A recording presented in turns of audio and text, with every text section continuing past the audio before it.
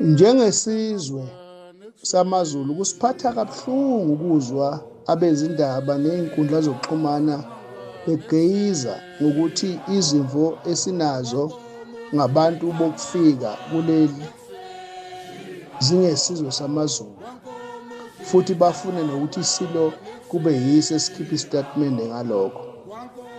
Asikubeke kucace nje, abantu baseNingizimu Afrika basebenzisa amalungelo abo akumthethosisekelo ukuzwakalisa izimvo zabo ngokuphepha kwabo nenhlalo yabo njengesizwe saseNingizimu Afrika. Amamashi lana enzeka ezweni lonke akuzo zonke izinhlanga eziyi-11, akuwona awamaZulu.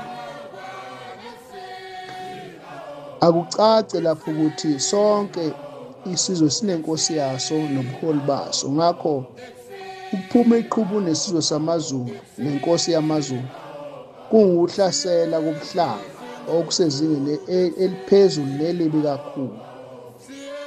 Ngoba masingabuza ngithi bathini abantu ngalolu daba, uthini umengameli wezwe, bathini ondunankulu abayisishiyagalolunye bey'fundazwe, zithini iy'nhlangano zepolitiki ngoba ziyihlaba ihlali nje zey'thulele. Kanti lento akuyona eyobuhlanga, ingeyesizwe futhi ingeyezizwe zonke zaseNingizimu Afrika. Ngakho-ke maZulu, phansi ngesizwe samaZulu, phansi ngenkosi yamaZulu, phansi. Inkinga nalokho okuthiwa indlovu isendlini, ngesingisi kuthiwa elephant in the room, inkinga abantu bokufika nemiphumela yezenzo zabo ezweni lethu. Akungasuswa-ke inkinga ibhekise kwenye indawo.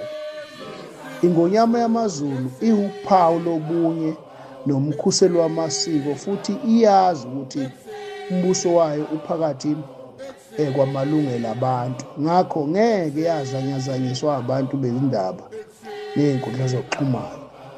Siyabexwayisa abezindaba nabezinkundla zokuxhumana ukuthi abahlale eqinisweni. Ngeke njengendlunkulu sakhe umkhanya sithule sibona kuhloliswa ngobukhosi bethu. Ngiyathokoza.